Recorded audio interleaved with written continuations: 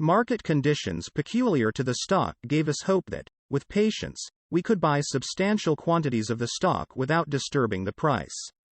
At year-end 1965 we had invested $1,956,980 and the market value of our holding was $2,358,412, so that $401,432 was contributed to performance luring 1965.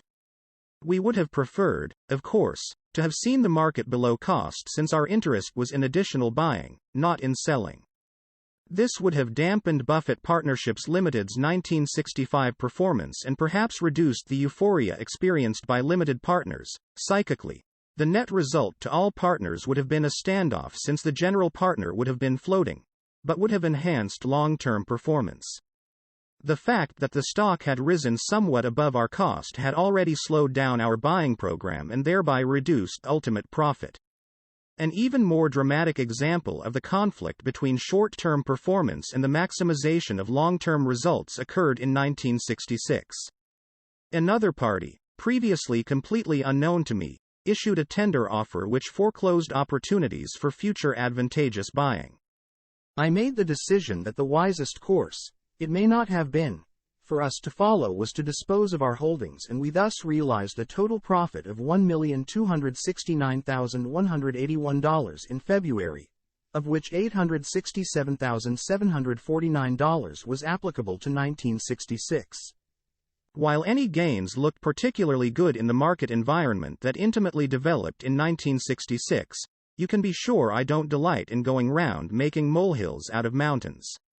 The molehill, of course, was reflected in 1966 results. However, we would have been much better off from a long-range standpoint if 1966 results had been 5 percentage points worse and we were continuing to buy substantial quantities of the stock at the depressed prices that might have been expected to prevail in this year's market environment. Good ideas were a dime a dozen. Such a premature ending would not be unpleasant. There is something to be said, of course, for a business operation where some of the failures produce moderate profits. However, you can see how hard it is to develop replacement ideas by examining our average investment in the private owner category. We came up with nothing during the remainder of the year despite lower stock prices, which should have been conducive to finding such opportunities. Generals, relatively undervalued. Our relative performance in this category was the best we have ever had, due to one holding which was our largest investment at year-end 1965 and also year-end 1966. This investment has substantially outperformed the general market for us during each year, 1964, 1965, 1966, that we have held it. While any single year's performance can be quite erratic, we think the probabilities are highly favorable for superior future performance over a 3 or 4 year period. The attractiveness and relative certainty of this particular security are what caused me to introduce Ground Rule 7 in November 1965 to allow individual holdings of up to 40% of our net assets. We spend considerable effort continuously evaluating every facet of the company and constantly testing our hypothesis that this security is superior to alternative investment choices. Such constant evaluation and comparison at shifting prices is absolutely essential to our investment operation. It would be much more pleasant, and indicate a more favorable future, to report that our results in the general's relatively undervalued category represented 15 securities in 10 industries, practically all of which outperformed the market. We simply don't have that many good ideas. As mentioned above, new ideas are continually measured against present ideas, and we will not make shifts if the effect is to downgrade expectable performance. This policy has resulted in limited activity in recent years when we have felt so strongly about the relative merits of our largest holding. Such a condition has meant that realized gains have been a much smaller portion of total performance than in earlier years when the flow of good ideas was more substantial. The sort of concentration we have in this category is bound to produce wide swings in short-term performance, some, most certainly, unpleasant. There have already been some of these applicable to shorter time spans than I-105 use in reporting to partners. This is one reason I think frequent reporting to be foolish and potentially misleading in a long-term oriented business such as ours. Personally, within the limits expressed in last year's letter on diversification, I am willing to trade the pains. Forget about the pleasures of substantial short-term variance in exchange for maximization of long-term performance. However, I am not willing to incur risk of substantial permanent capital loss in seeking to better long-term performance. To be perfectly clear, under our policy of concentration of holdings, partners should be completely prepared for periods of substantial underperformance, far more likely in sharply rising markets, to offset the occasional overperformance such as we have experienced in 1965 and 1966, and as a price we pay for hoped for good long-term performance. All this talk about the long pull has caused one partner to observe that, even 5 minutes is a long time if one's head is being held underwater. This is the reason, of course, that we use borrowed money very sparingly in our operation. Average bank borrowings during 1966 were well under 10% of average net worth. One final word about the generals, relatively undervalued category. In this section we also had an experience which helped results in 1966 but hurt our long-term prospects. We had just one really important new idea in this category in 1966. Our purchasing started in late spring but had only come to about $1.6 million. It could be bought steadily but at only a moderate pace, when outside conditions drove the stock price up to a point where it was not relatively attractive. Though our overall gain was $728,141 on an average holding period of 6.5 months in 1966, it would have been much more desirable had the stock done nothing for a long period of time while we accumulated a really substantial position. Workouts in last year's letter I forecast reduced importance for workouts, while they were not of the importance of some past years. I was pleasantly surprised by our experience in 1966, during which we kept an average of $7,666,314 employed in this category. Furthermore, we tend to ascribe borrowings to the workout section so that our net equity capital employed was really something under this figure and our return was somewhat better than the 22.4% indicated on page 6. Here, too, we ran into substantial variation. At June 30, our overall profit on this category was $16,112 on an average investment of $7,870,151, so that we really had a case of an extraordinarily good second half offsetting a poor first half. In past years, sometimes as much as 30 to 40% of our net worth has been invested in workouts, but it is highly unlikely that this condition will prevail in the future. Nevertheless, they may continue to produce some decent returns on the moderate amount of capital employed. Miscellaneous operationally, we continue to function well above rated capacity with Bill, John, Elizabeth and Donna all contributing excellent performances. At Buffett Partnership Limited, we have never had to divert investment effort to offset organizational shortcomings, and this has been an important ingredient in the performance over the years. Pete, Marwick, Mitchell and Company, aided for the second year by their computer, turned in the usual speedy, efficient and comprehensive job. We all continue to maintain more than an academic interest in the partnership. The employees and I, our spouses and children, have a total of over $10 million invested at January 1, 1967. In the case of my family, our Buffett Partnership Limited investment represents well over 90% of our net worth. 106 within the coming 2 weeks you will receive 1. A tax letter giving you all BPL information needed for your 1966 federal income tax return. This letter is the only item that counts for tax purposes. 2. An audit from Pete, Marwick, Mitchell and Company for 1966, setting forth the operations and financial position of BPL, as well as your own capital account. 3. A letter signed by me setting forth the status of your BPL interest on January 1, 1967. This is identical with the figures developed in the audit. Let me know if anything in this letter or that occurs during the year needs clarifying. My next letter will be about July 15, summarizing the first half of this year. Cordially, Warren E. Buffett. Buffett Partnership Limited. 610 Kiewit Plaza, Omaha, Nebraska. 68131. Telephone 042-4110. July 12, 1967. First half performance again. This is being written in late June prior to the family's trip to California. To maintain the usual chronological symmetry, I try to sublimate my aesthetic urges when it comes to creating symmetry in the profit and loss statement. I will leave a few blanks and trust that the conclusions look appropriate when the figures are entered.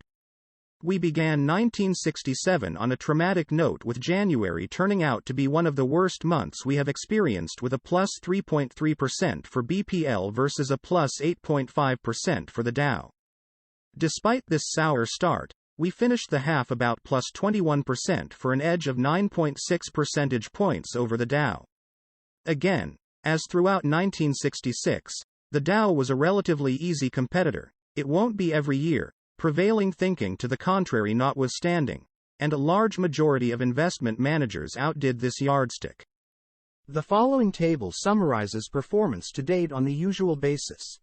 Year overall results from Dow. 1. Partnership results. 2.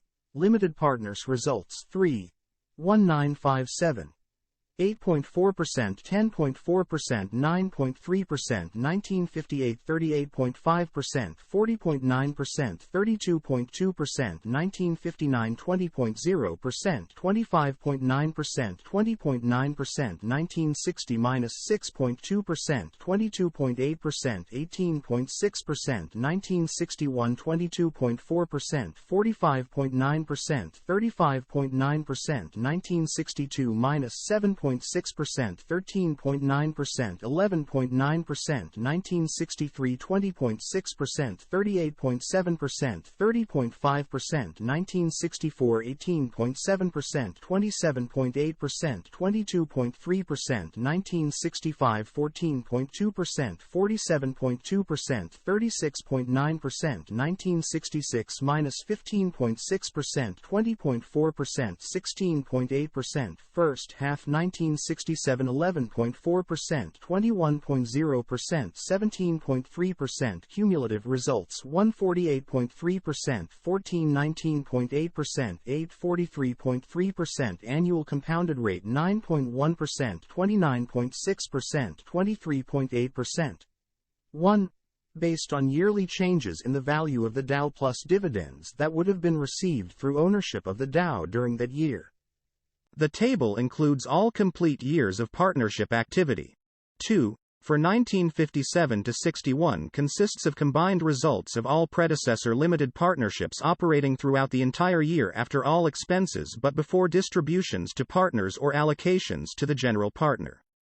3. For 1957 to 61 computed on the basis of the preceding column of partnership results, allowing for allocation to the general partner based upon the present partnership agreement, but before monthly withdrawals by limited partners. BPL's performance during the first haul reflects no change in valuation of our controlled companies and was thus achieved solely by the 63.3% of our net assets invested in marketable securities at the beginning of the year. 108. Any revaluation of Diversified Retailing Company, DRC, and Berkshire Hathaway Inc. BH, will be made in December prior to the time the commitment letters become final and will be based upon all relevant criteria, including current operating market and credit conditions, at that time. Both DRC and BH made important acquisitions during the first half. The overall progress of DRC, 80% owned, and both of its subsidiaries, Hochschild Cone and Associated Cotton Shops, is highly satisfactory.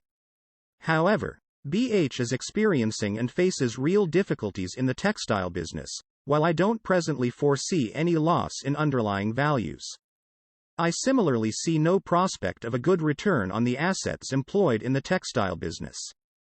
Therefore, this segment of our portfolio will be a substantial drag on our relative performance, as it has been during the first half, if the Dow continues to advance. Such relative performance with controlled companies is expected in a strongly advancing market, but is accentuated when the business is making no progress. As a friend of mine says, experience is what you find when you're looking for something else. Investment companies. The usual comparison follows, showing the results of the two largest open-end and two largest closed-end investment companies which pursue a policy of 95 to 100% investment in common stocks. Year Mass. INV. Trust. 1. Investors Stock. 1. Lehman. 2. Tricont. 2.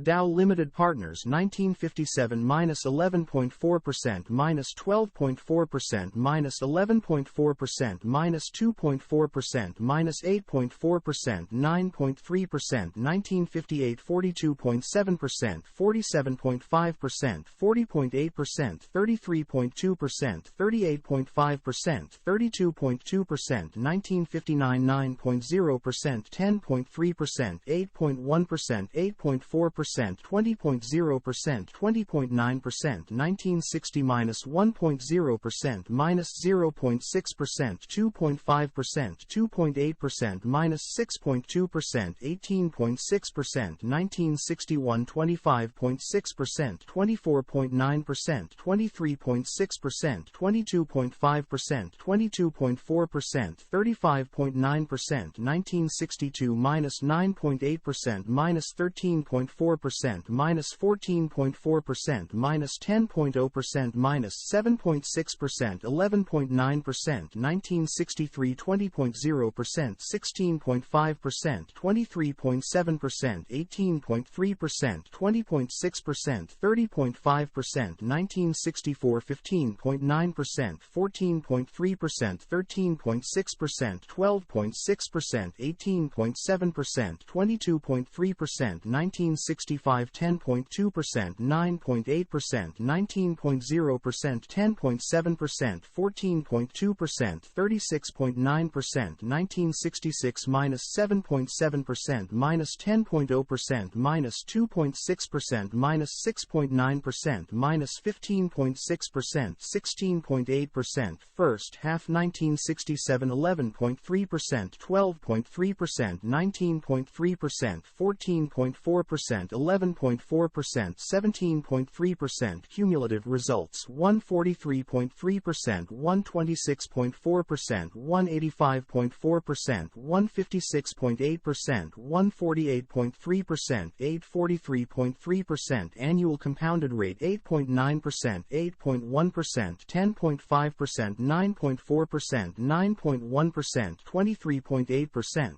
1.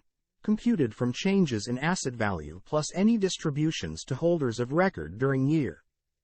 2. From 1967 Moody's Bank and Finance Manual for 1957 to 1966. Estimated for first half of 1967. The tide continues to be far more important than the swimmers. Taxes. We entered 1967 with unrealized gains of $16,361,974. Through June 30, we have realized net capital gains of $7,084,104, so it appears likely that we will realize in 1967 a fairly substantial portion of the unrealized gain attributable to your interest at the beginning of the year. This amount was reported to you as Item 3 of our February 2, 1967 letter. A copy of that letter, along with a tax letter, will be mailed to you in November, giving a rough idea of the tax situation at that time. 109. As I regularly suggest, the safe course to follow on interim estimates is to pay the same estimated tax for 1967 as your actual tax was for 1966. There can be no penalties if you follow this procedure. Whatever our final figure, it looks now as if it will be very largely long-term capital gain with only minor amounts, if any, of short-term gain and ordinary income. I consider the whole income principle myth fair game for one of my soft-spoken, gently worded critiques. As I told Susie in the early days of our marriage, don't worry about the income, just the outcome. Miscellaneous. During the first half, Stan Perimeter resigned from the dissolution committee because of his present full-time involvement in investment management. Fred Stanback Jr., a longtime partner and experienced investor, was elected by the remaining members to fill the vacancy. As in past years, we will have a report out about November 11 along with the commitment letter, and the rough estimate of the 1967 tax situation, etc. However, there will be a special letter, to focus your attention upon it, in October. The subject matter will not relate to change in the partnership agreement, but will involve some evolutionary changes in several ground rules, which I want you to have ample time to contemplate before making your plans for 1968. Whereas the partnership agreement represents the legal understanding among us, the ground rules represent the personal understanding and in some ways is the more important document. I consider it essential that any changes be clearly set forth and explained prior to their effect on partnership activity or performance, hence, the October letter. Cordially, Warren E. Buffett W.E. Bay 110 Buffett Partnership. Limited. 610 Kiewit Plaza Omaha, Nebraska. 68131 Telephone 042-4110 October 9, 1967 To my partners. Over the past 11 years, I have consistently set forth as the BPL investment goal an average advantage in our performance of 10 percentage points per annum in comparison with the Dow Jones Industrial Average. Under the environment that existed during that period, I have considered such an objective difficult but obtainable. The following conditions now make a change in yardsticks appropriate. 1. The market environment has changed progressively over the past decade, resulting in a sharp diminution in the number of obvious quantitatively based investment bargains available. 2. Mushrooming interest in investment performance, which has its ironical aspects since I was among a lonely few preaching the importance of this some years ago, has created a hyper-reactive pattern of market behavior against which my analytical techniques have limited value. 3. The enlargement of our capital base to about $65 million when applied against a diminishing trickle of good investment ideas has continued to present the problems mentioned in the January 1967 letter. And 4. My own personal interests dictate a less compulsive approach to superior investment results than when I was younger and leaner. Let's look at each of these factors in more detail. The evaluation of securities and businesses for investment purposes has always involved a mixture of qualitative and quantitative factors. At the one extreme, the analyst exclusively oriented to qualitative factors would say, buy the right company, with the right prospects, inherent industry conditions, management, etc., and the price will take care of itself. On the other hand, the quantitative spokesman would say, buy at the right price and the company, and stock, will take care of itself. As is so often the pleasant result in the securities world, money can be made with either approach. And, of course, any analyst combines the two to some extent. His classification in either school would depend on the relative weight he assigns to the various factors and not to his consideration of one group of factors to the exclusion of the other group. Interestingly enough, although I consider myself to be primarily in the quantitative school, and as I write this no one has come back from recess, I may be the only one left in the class. The really sensational ideas I have had over the years have been heavily weighted toward the qualitative side where I have had a high probability insight. This is what causes the cash register to really sing. However, it is an infrequent occurrence, as insights usually are, and, of course, no insight is required on the quantitative side. The figures should hit you over the head with a baseball bat. So the really big money tends to be made by investors who are right on qualitative decisions, but, at least in my opinion, the more sure money tends to be made on the obvious quantitative decisions. Such statistical bargains have tended to disappear over the years. This may be due to the constant combing and recombing of investments that has occurred during the past 20 years, without an economic convulsion such as that of the 30s to create a negative bias toward equities and spawn hundreds of new bargain securities. It may 111 be due to the new growing social acceptance, and therefore usage, or maybe it's vice versa. I'll let the behaviorists figure it out, of takeover bids which have a natural tendency to focus on bargain issues. It may be due to the exploding ranks of security analysts bringing forth an intensified scrutiny of issues far beyond what existed some years ago. Whatever the cause, the result has been the virtual disappearance of the bargain issue as determined quantitatively, and thereby of our bread and butter. There still may be a few from time to time. There will also be the occasional security where I am really competent to make an important qualitative judgment. This will offer our best chance for large profits. Such instances will, however, be rare. Much of our good performance during the past 3 years has been due to a single idea of this sort. The next point of difficulty is the intensified interest in investment performance. For years I have preached the importance of measurement. Consistently I have told partners that unless our performance was better than average, the money should go elsewhere. In recent years this idea has gained momentum throughout the investment, or more importantly, the investing, community. In the last year or two it has started to look a bit like a tidal wave. I think we are witnessing the distortion of a sound idea. I have always cautioned partners that I considered 3 years a minimum in determining whether we were performing. Naturally, as the investment public has taken the bit in its teeth, the time span of expectations has been consistently reduced to the point where investment performance by large aggregates of money is being measured yearly, quarterly, monthly, and perhaps sometimes even more frequently, leading to what is known as instant research. The payoff for superior short-term performance has become enormous, not only in compensation for results actually achieved, but in the attraction of new money for the next round.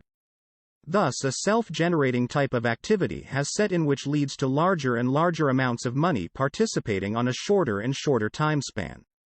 A disturbing corollary is that the vehicle for participation, the particular companies or stocks, becomes progressively less important, at times virtually incidental, as the activity accelerates. In my opinion, what is resulting is speculation on an increasing scale. This is hardly a new phenomenon. However, a dimension has been added by the growing ranks of professional, in many cases formerly quite docile, investors who feel they must get aboard. The game is dignified, of course, by appropriate ceremonies, personages and lexicon. To date it has been highly profitable. It may also be that this is going to be the standard nature of the market in the future. Nevertheless, it is an activity at which I am sure I would not do particularly well. As I said on page 5 of my last annual letter, furthermore, we will not follow the frequently prevalent approach of investing in securities where an attempt to anticipate market action overrides business valuations. Such so-called fashion investing has frequently produced very substantial and quick profits in recent years, and currently as I write this in January. It represents an investment technique whose soundness I can neither affirm nor deny.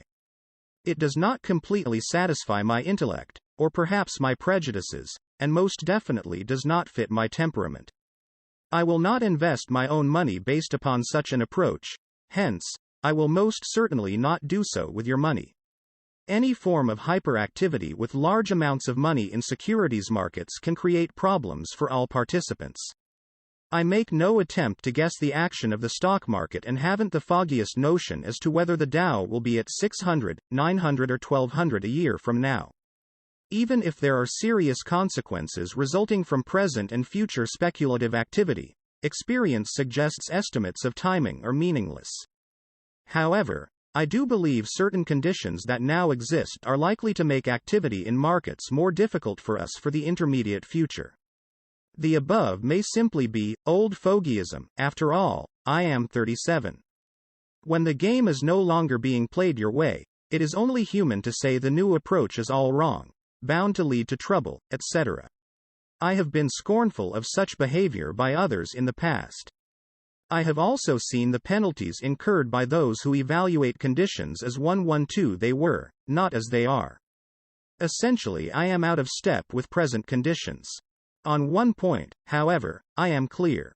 I will not abandon a previous approach whose logic I understand, although I find it difficult to apply, even though it may mean foregoing large and apparently easy profits to embrace an approach which I don't fully understand, have not practiced successfully and which, possibly, could lead to substantial permanent loss of capital. The third point of difficulty involves our much greater base of capital. For years my investment ideas were anywhere from 110% to 1000% of our capital. It was difficult for me to conceive that a different condition could ever exist. I promised to tell partners when it did, and in my January 1967 letter had to make good on that promise. Largely because of the two conditions previously mentioned, our greater capital is now something of a drag on performance. I believe it is the least significant factor of the forementioned, and that if we were operating with 1/10 of our present capital, our performance would be little better. However, increased funds are presently a moderately negative factor. The final, and most important, consideration concerns personal motivation. When I started the partnership, I set the motor that regulated the treadmill at 10 points better than the Dow. I was younger, poorer, and probably more competitive. Even without the three previously discussed external factors making for poorer performance. I would still feel that changed personal conditions make it advisable to reduce the speed of the treadmill. I have observed many cases of habit patterns in all activities of life, particularly business, continuing and becoming accentuated as years pass, long after they ceased making sense.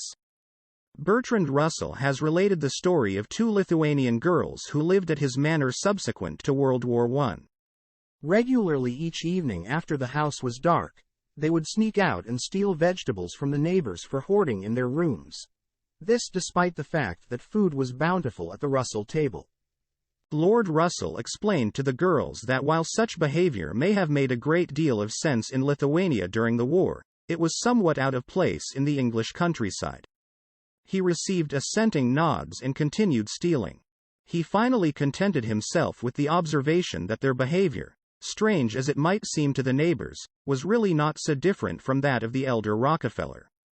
Elementary self-analysis tells me that I will not be capable of less than all-out effort to achieve a publicly proclaimed goal to people who have entrusted their capital to me. All-out effort makes progressively less sense. I would like to have an economic goal which allows for considerable non-economic activity. This may mean activity outside the field of investments, or it simply may mean pursuing lines within the investment field that do not promise the greatest economic reward. An example of the latter might be the continued investment in a satisfactory, but far from spectacular, controlled business where I liked the people and the nature of the business, even though alternative investments offered an expectable higher rate of return. More money would be made buying businesses at attractive prices than reselling them. However, it may be more enjoyable, particularly when the personal value of incremental capital is less, to continue to own them and hopefully improve their performance, usually in a minor way, through some decisions involving financial strategy. Thus, I am likely to limit myself to things which are reasonably easy, safe, profitable, and pleasant. This will not make our operation more conservative than in the past, since I believe, undoubtedly with some bias, that we have always operated with considerable conservatism. The long-term downside risk will not be less, the upside potential will merely be less. Specifically, our longer-term goal will be to achieve the lesser of 9% per annum, or a 5 percentage point advantage over the Dow. Thus, if the Dow averages -2% over the next 5 years, I would hope to average +3%, but if the Dow averages +12%, I will hope to achieve an average of only +9%. These may be limited objectives, but I consider it no more likely that we will achieve even these more modest results under present conditions than I formerly did that we would achieve our previous goal of a 10 percentage point average annual edge over the Dow. Furthermore, I hope limited objectives will make for more limited effort.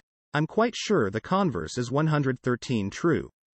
I will incorporate this new goal into the ground rules to be mailed you about November 1st, along with the 1968 commitment letter. I wanted to get this letter off to you prior to that mailing so you would have ample time to consider your personal situation, and if necessary get in touch with me to clear up some of the enclosed, before making a decision on 1968.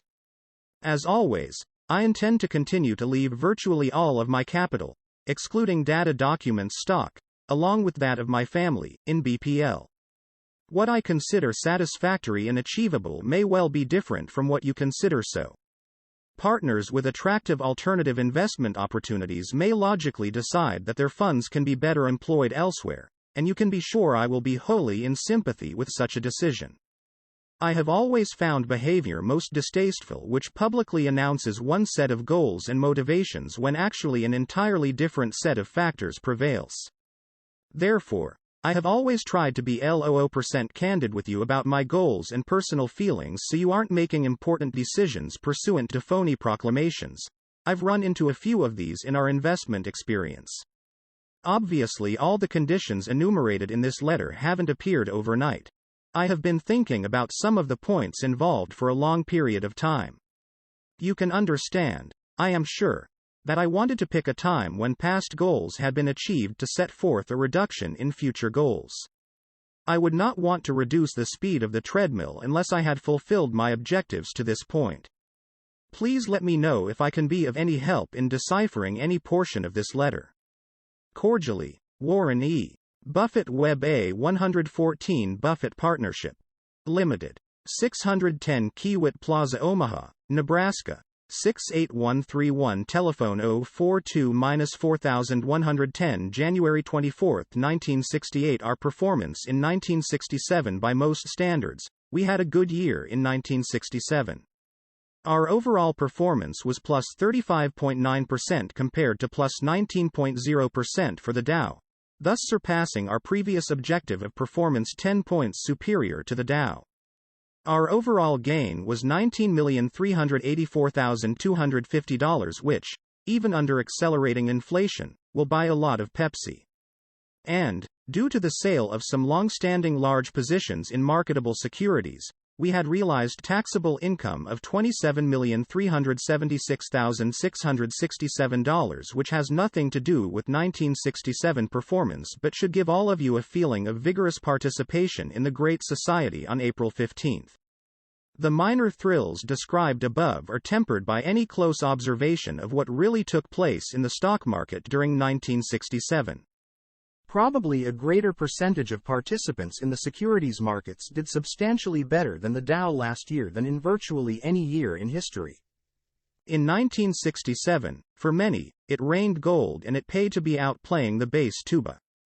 I don't have a final tabulation at this time, but my guess is that at least 95% of investment companies following a common stock program achieved better results than the Dow, in many cases by very substantial amounts.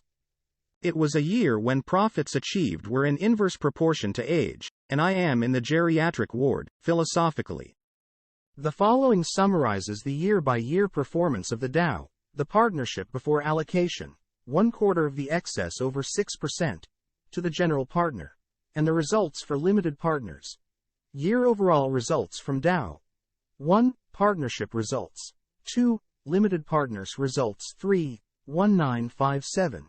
8.4%, 10.4%, 9.3%, 1958, 38.5%, 40.9%, 32.2%, 1959, 20.0%, 25.9%, 20.9%, 1960 -6.2%, 22.8%, 18.6%, 1961, 22.4%, 45.9%, 35.9%, 1962 -7.6%, 13.9%, 11.9%, 1963, 20.6%, 38.7%, 30.5%, 1964, 18.7%, 27.8%, 22.3%, 1965, 14.2%, 47.2%, 36.9%, 1966 -15.6%, 20.4%, 16.8%, 1967 19.0%, 35.9%, 28.4%. 1. Based on yearly changes in the value of the Dow plus dividends that would have been received through ownership of the Dow during that year. The table includes all complete years of partnership activity. 2. For 1957 to 61 consists of combined results of all predecessor limited partnerships operating throughout the entire year after all expenses, but before distributions to partners or allocations to the general partner. 3. For 1957 to 61 computed on the basis of the preceding column of partnership results allowing for allocation to the general partner based upon the present partnership agreement, but before monthly 115 withdrawals by limited partners. On a cumulative or compounded basis, the results are Year overall results from Dow Partnership Results Limited Partners Results 1957 -8.4%, 10.4%, 9.3%, 1957, 58, 26.9%, 55.6%, 44.5%, 1957, 59, 52.3%, 95.9%, 74.7%, 1957 to 60, 42.9%, 140.6%, 107.2%, 1957, 61, 74.9%, 251.0%, 181.6%, 1957, 62, 61.6%, 299.8%, 215.1%, 1957, 63, 95.1%, 454.5%, 311.2%, 1957 to 64, 131.3%, 608.7%, 402.9%, 1957 to 65,164.1%, 943.2%, 588.5%, 1957 to 66,122.9%, 1156.0%, 704.2%, 1957 to 67, 165.3%, 1606.9%, 932.6%, annual compounded rate 9.3%, 29.4%, 23.6%. Investment companies. On the following page is the usual tabulation showing the results of what were the two largest mutual funds. They have stood at the top in size since BPL was formed. This year, however, Dreyfus Fund overtook them, that follow a policy of being, typically, 95 to 100% invested in common stocks, and the two largest diversified closed-end investment companies. Year Mass. INV. Trust. 1. Investors Stock. 1. Lehman. 2. Tricont. 2.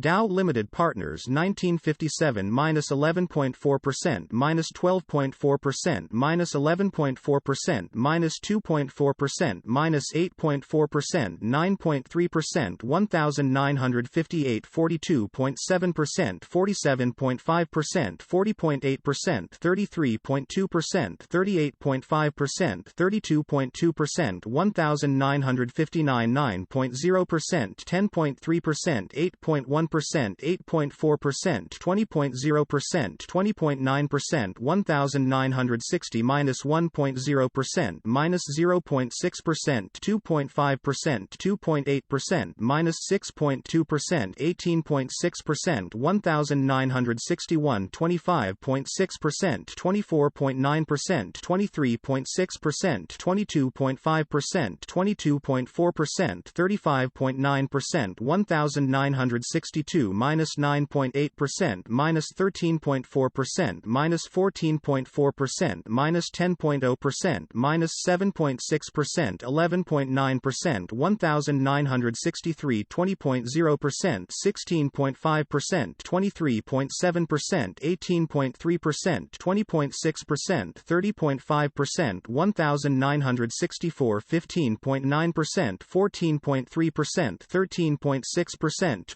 12.6%, 18.7%, 22.3%, 1965 10.2%, 9.8%, 19.0%, 10.7%, 14.2%, 36.9%, 1966 -7.7%, -10.0%, -2.6%, -6.9%, -15.6%, 16.8%, 1967 20.0%, 22.8%, 28.0%, 25.4%, 19.0%, 28.4%. Cumulative results 162.3%, 147.6%, 206.2%, 181.5%, 165.3%, 932.6%. Annual compounded rate 9.2%, 8.6%, 10.7%, 9.9%, 9.3%, 23.6%. 1. Computed from changes in asset value plus any distributions to holders of record during year. 2. From 1967 Moody's Bank and Finance Manual for 1957 to 1966. Estimated for 1967. Last year I said, 116. A few mutual funds and some private investment operations have compiled records vastly superior to the Dow and, in some cases, substantially superior to Buffett Partnership, Limited. Their investment techniques are usually very dissimilar to ours and not within my capabilities. In 1967 this condition intensified. Many investment organizations performed substantially better than BPL, with gains ranging to over 100%. Because of these spectacular results, money, talent and energy are converging in a maximum effort for the achievement of large and quick stock market profits. It looks to me like greatly intensified speculation with concomitant risks, but many of the advocates insist otherwise.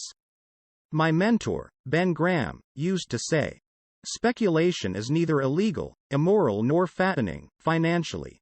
During the past year, it was possible to become fiscally flabby through a steady diet of speculative bonbons. We continue to eat oatmeal, but if indigestion should set in generally, it is unrealistic to expect that we won't have some discomfort. Analysis of 1967 results. The overall figures given earlier conceal vast differences in profitability by portfolio category during 1967. We had our worst performance in history in the workout section. In the 1965 letter, this category was defined as securities with a timetable. They arise from corporate activity, sellouts, mergers, reorganizations, spin-offs, etc. In this category, we are not talking about rumors or inside information pertaining to such developments, but to publicly announced activities of this sort. We wait until we can read it in the paper. The risk does not pertain primarily to general market behavior, although that is sometimes tied in to a degree, but instead to something upsetting the apple cart so that the expected corporate development does not materialize.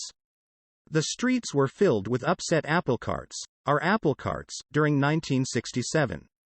Thus, on an average investment of $17,246,879, our overall gain was $153,273. For those of you whose slide rule does not go to such insulting depths, this represents a return of 0.89 of 1%. While I don't have complete figures, I doubt that we have been below 10% in any past year. As in other categories, we tend to concentrate our investments in the workout category in just a few situations per year. This technique gives more variation in yearly results than would be the case if we used an across-the-board approach. I believe our approach will result in as great, or greater, profitability on a long-term basis, but you can't prove it by 1967. Our investment in controlled companies was a similar drag on relative performance in 1967, but this is to be expected in strong markets. On an average investment of $20,192,776, we had an overall gain of $2,894,571. I am pleased with this sort of performance, even though this category will continue to underperform if the market continues strong during 1968. Through our two controlled companies, Diversified Retailing and Berkshire Hathaway, we acquired two new enterprises in 1967. Associated Cotton Shops and National Indemnity, along with National Fire and Marine, an affiliated company. These acquisitions couldn't be more gratifying.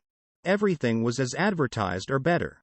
The principal selling executives, Ben Rosner and Jack Ringwald, have continued to do a superb job, the only kind they know, and in every respect have far more than lived up to their end of the bargain. The satisfying nature of our activity in controlled companies is a minor reason for the moderated investment objectives discussed in the October 9 letter. When I am dealing with people I like, in businesses I find stimulating, what business isn't? And achieving worthwhile overall returns on capital employed, say, 10 to 12%, it seems foolish to rush from situation to situation to earn a few more percentage points. It also does not seem sensible to me to trade known pleasant personal relationships with high-grade people, at a decent rate of 117 return, for possible irritation, aggravation or worse at potentially higher returns. Hence, we will continue to keep a portion of our capital, but not over 40% because of the possible liquidity requirements arising from the nature of our partnership agreement, invested in controlled operating businesses at an expected rate of return below that inherent in an aggressive stock market operation. With a combined total of $37,439,655 in workouts and controls producing an overall gain of only $3,047,844, the more alert members of the class will have already concluded we had a whale of a year in the generals, relatively undervalued category. On a net average investment of $19,487,996, we had an overall gain of $14,096,593, or 72%. Last year I referred to one investment which substantially outperformed the general market in 1964, 1965 and 1966, and because of its size, the largest proportion we have ever had in anything, we hit our 40% limit, had a very material impact on our overall results and, even more so, this category. This excellent performance continued throughout 1967 and a large portion of total gain was again accounted for by this single security. Our holdings of this security have been very substantially reduced and we have nothing in this group remotely approaching the size or potential which formerly existed in this investment. The Generals, Private Owner section produced good results last year, $1,297,215 on $5,141,710 average investment, and we have some mildly interesting possibilities in this area at present. Miscellaneous, we begin the new year with net assets of $68,108,088. We had partners with capital of about $1,600,000 withdraw at year-end, primarily because of the reduced objectives announced in the October 9th letter. This makes good sense for them, since most of them have the ability and motivation to surpass our objectives, and I am relieved from pushing for results that I probably can't attain under present conditions. Some of those who withdrew, and many who didn't, asked me, "What do you really mean?" after receiving the October 9th letter. This sort of a question is a little bruising to any author, but I assured them I meant exactly what I had said. I was also asked whether this was an initial stage in the phasing out of the partnership. The answer to this is, definitely, no. As long as partners want to put up their capital alongside of mine and the business is operationally pleasant, and it couldn't be better, I intend to continue to do business with those who have backed me since tennis shoes. Gladys Kaiser has joined us and is doing the same sort of top-notch job that we have long received from Donna, Bill and John. The office group, spouses and children have over $15 million invested in BPL on January 1, 1968, so we have not had a need for NODOs during business hours. Within a few days, you will receive 1. A tax letter giving you all BPL information needed for your 1967 federal income tax return.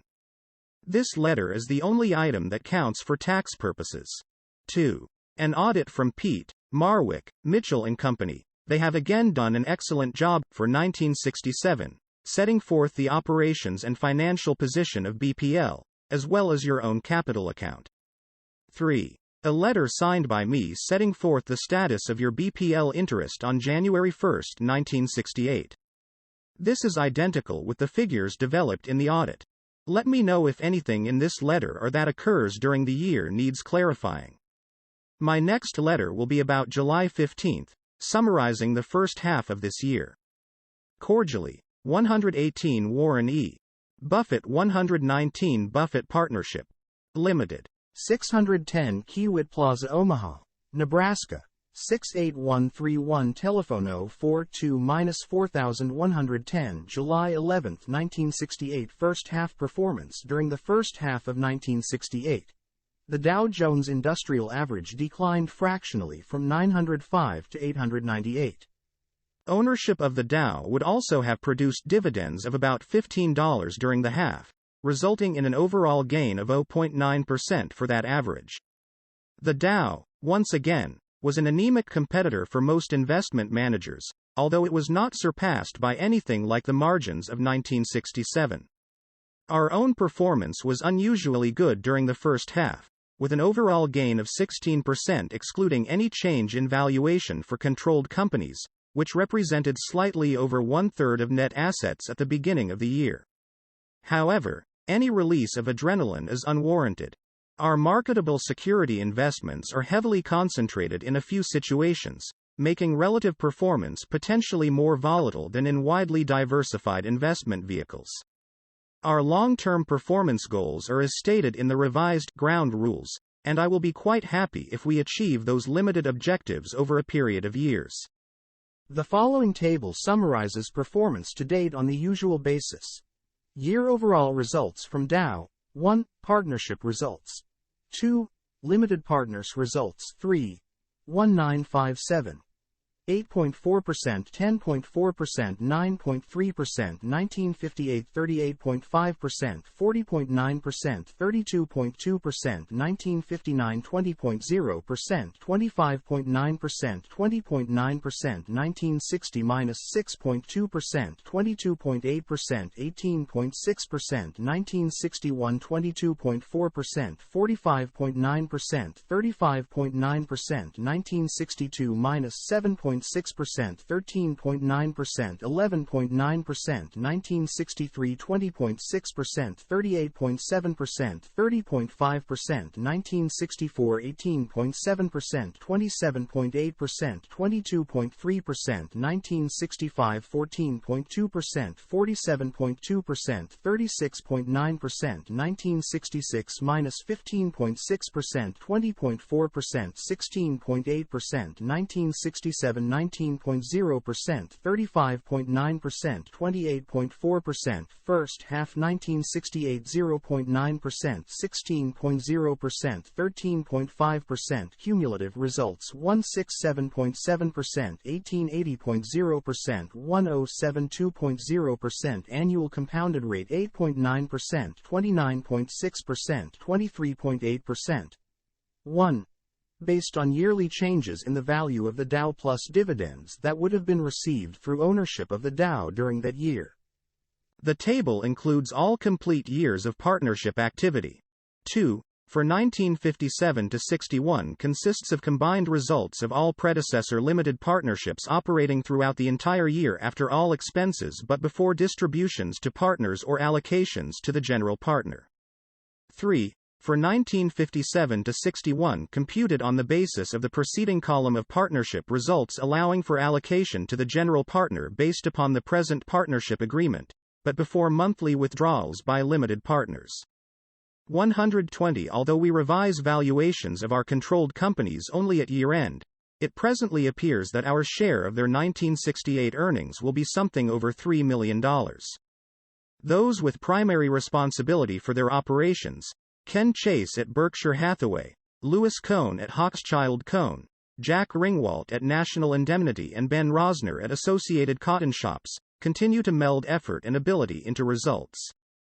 This year, Diversified Retailing Company, owner of Hochschild Cohn and Associated Cotton Shops, issued its first published annual report.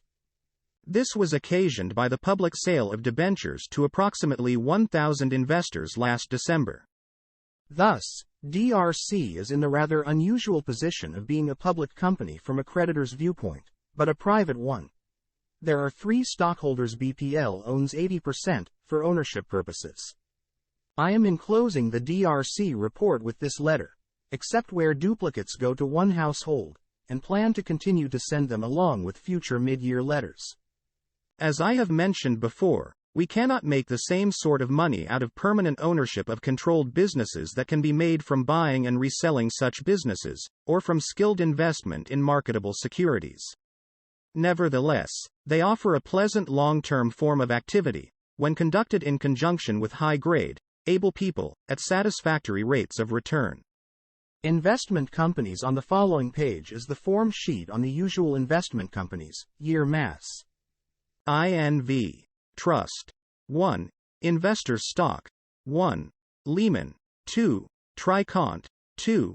Dow Limited Partners 1957 -11.4%, -12.4%, -11.4%, -2.4%, -8.4%, 9.3%, 1958 42.7%, 47.5%, 40.8%, 33.2%, 38.5%, 32.2%, 1959 9.0%, 10.3%, 8.1%, 8.4%, 20.0%, 20.9%, 1960 -1.0%, -0.6%, 2.5%, 2.8%, -6.2%, 18.6%, 1961 25.6%, 24.9%, 23.6%, 22.5%, 22.4%, 35.9%, 1962 -9.8%, -13.4%, -14.4%, -10.0%, -7.6%, 11.9%, 1963 20.0%, 16.5%, 23.7%, 18.3%, 20.6%, 30.5%, 1964 15.9%, 14.3%, 13.6%, 12.6%, 18.7%, 22.3%, 1965 10.2%, 9.8%, 19.0%, 10.7%, 14.2%, 36.9%, 1966 -7.7%, -10.0%, -2.6%, -6.9%, -15.6%, 16.8%, 1967 20.0%, 22.8%, 28.0%, 25.4%, 19.0%, 28.4%, first half 1968 5.1%, 2.8%, 4.4%, 2.0%, 0.9%, 13.5%, cumulative results 175.7%, 154.5%, 218.6%, 186.7%, 167.7%, 1072.0%, annual compounded rate 9.2%, 8.5%, 10.6%, 9.6%, 8.9%, 23.8%.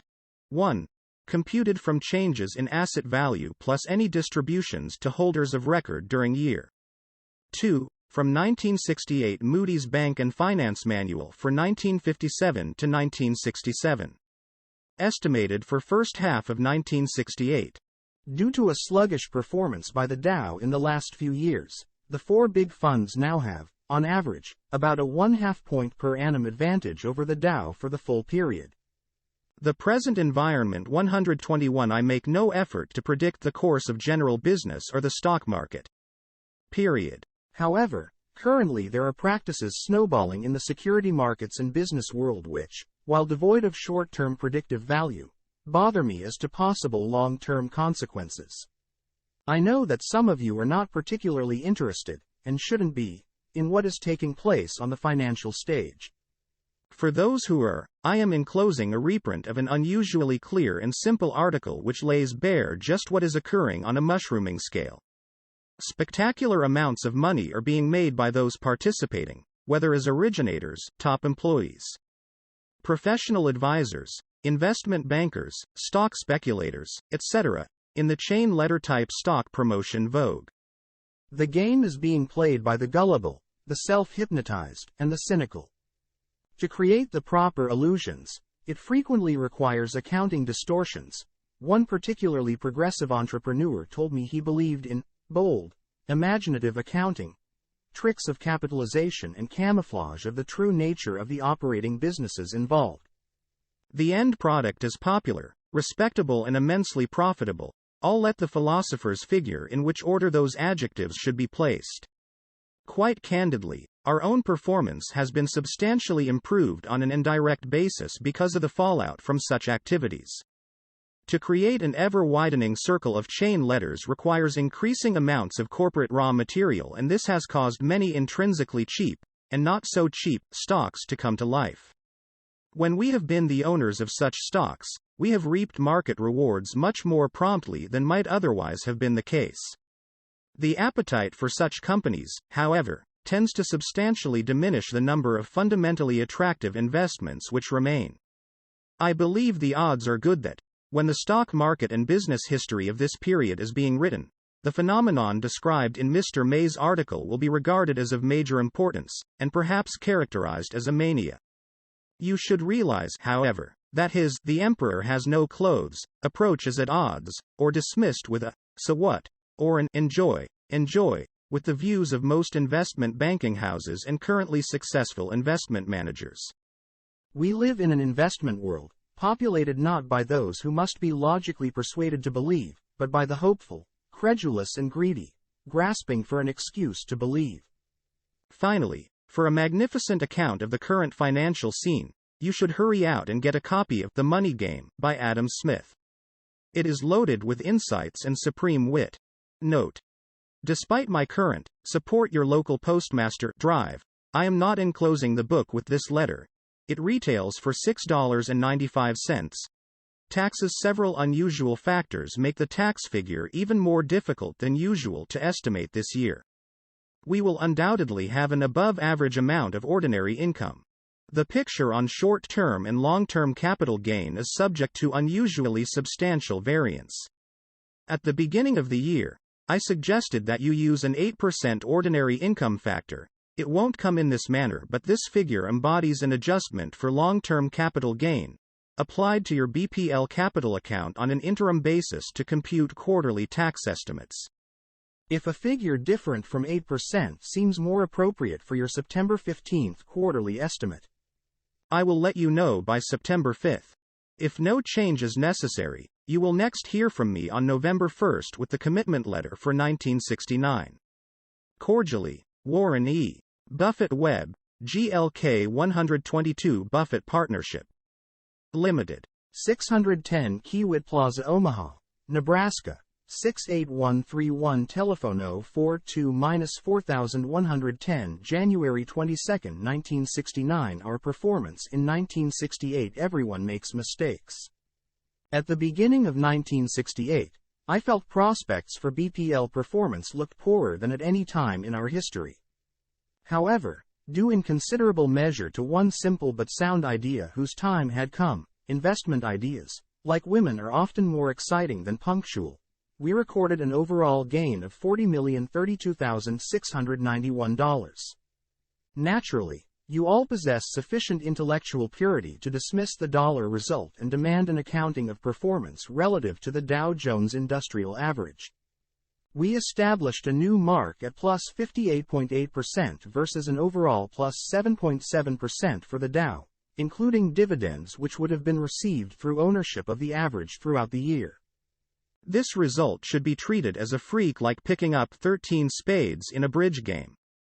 You bid the slam, make it look modest, pocket the money, and then get back to work on the part scores.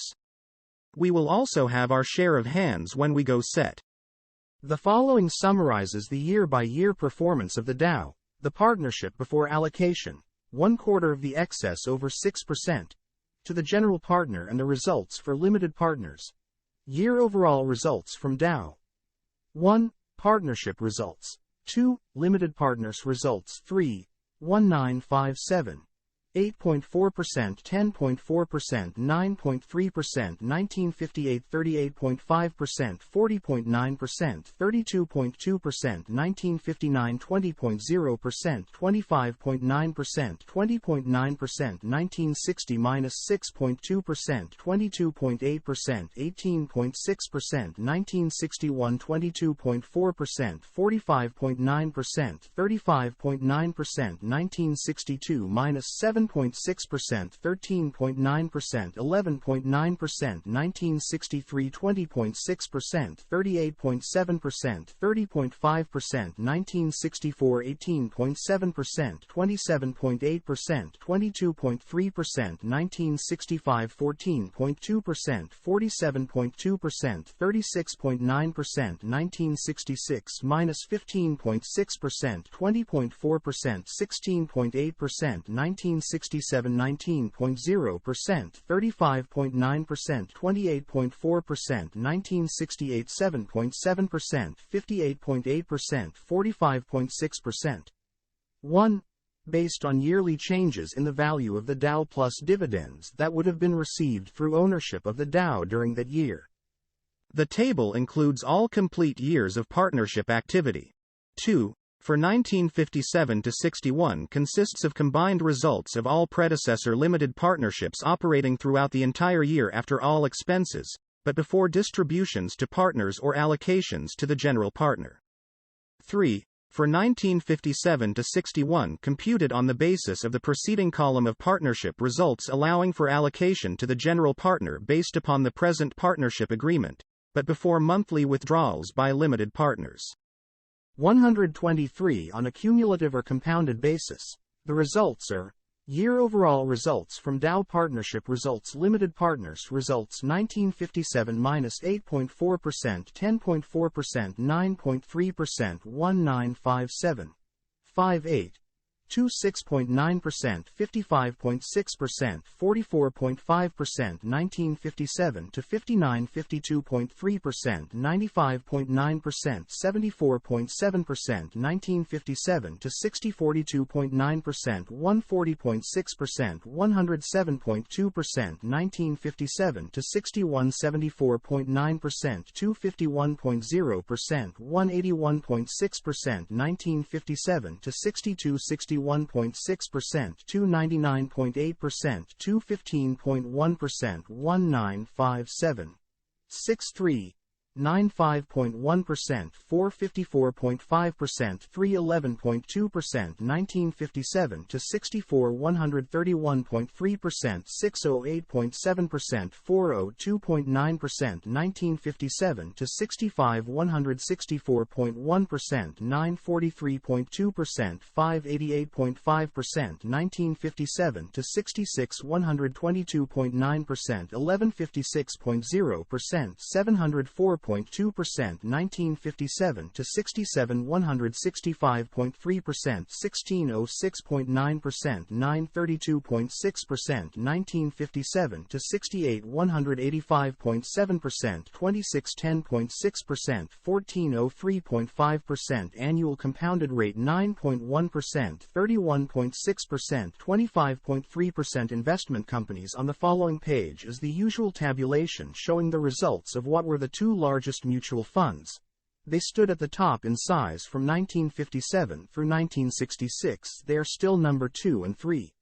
That follow a policy of being, typically, 95 to 100% invested in common stocks, and the two largest diversified closed-end investment companies. Year Mass. INV. Trust. 1. Investors Stock. 1. Lehman. 2. Tricont. 2.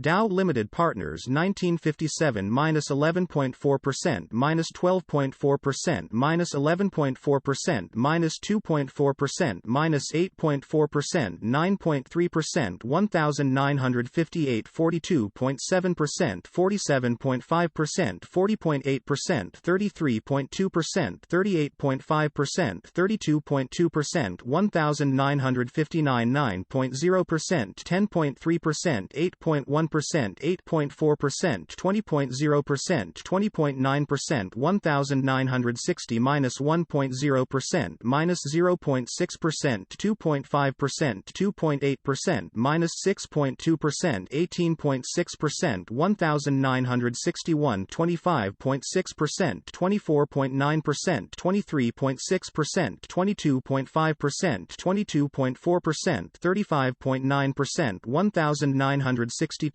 minus 9.8%, minus 13.4%, minus 14.4%, minus 10.0%, minus 7.6%, 11.9%, 1963 20.0%, 16.5%, 23.7%, 18.3%, 20.6%, 30.5%, 1964 15.9%, 14.3%, 13.6%, 12.6%, 18.7%, 22.3%, 1,965, 10.2%, 9.8%, 19.0%, 10.7%, 14.2%, 36.9%, 1,966, -7.7%, -10.0%, -2.6%, -6.9%, -15.6%, 16.8%, 1,967, 20.0%, 22.8%, 28.0%, 25.4%, 19.0%, 28.4%, 1,968, 10.3%, 8.1%, 6.7%,